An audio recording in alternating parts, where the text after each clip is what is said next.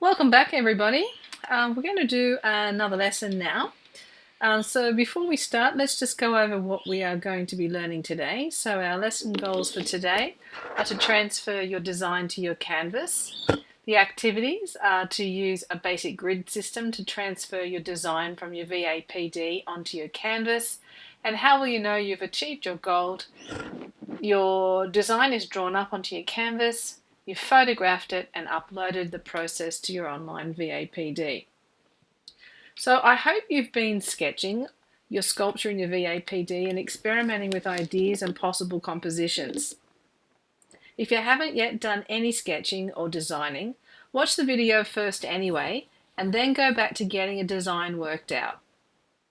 Make sure you have shared your design with me first to receive feedback before starting your canvas. There could be a few suggestions I have to make your work stronger.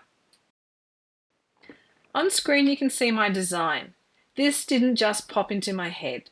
I experimented first and did some research when I needed further inspiration. Since this unit is an exploration of early 20th century artists, I went looking there to find some ideas. The artist I ended up looking to for inspiration was Robert Delaunay, another early 20th century artist. Since my drawings were full of circles, I felt that some of his work could help inform my own ideas, so I did a little research on him and two of his artworks.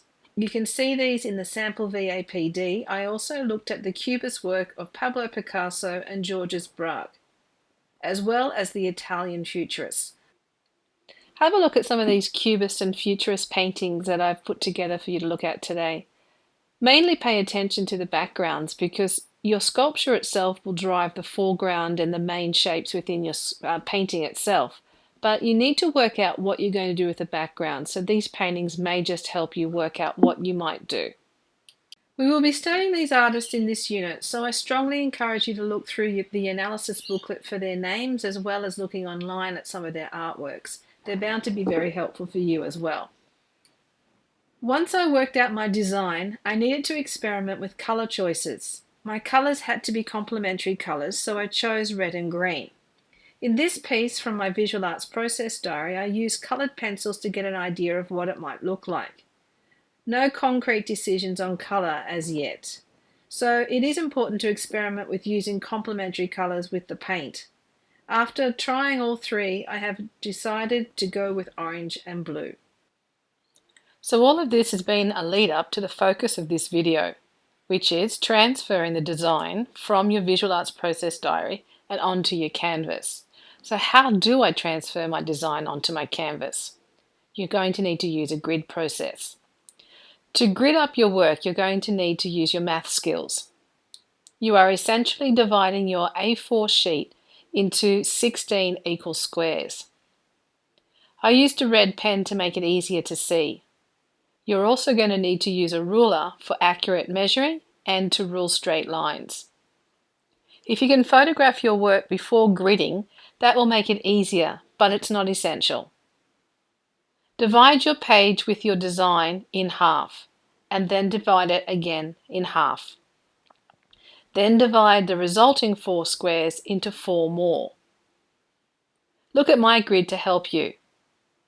With a very light pressure on your pencil, now grid up the blank canvas exactly the same way.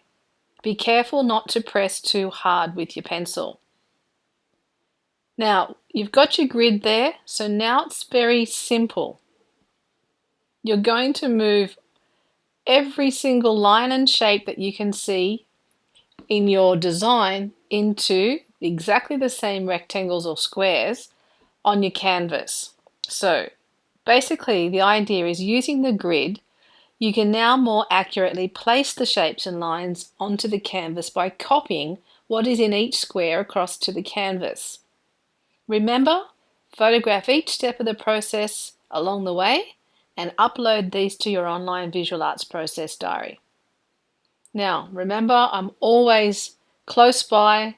Just post me on Teams or email me if you're having any problems. I'll just leave you now with some examples by other Year 9 students from the past as inspiration. Don't be intimidated. They had to learn to do it just like you will too. And I just encourage you, once again, you can do this. Thanks for listening.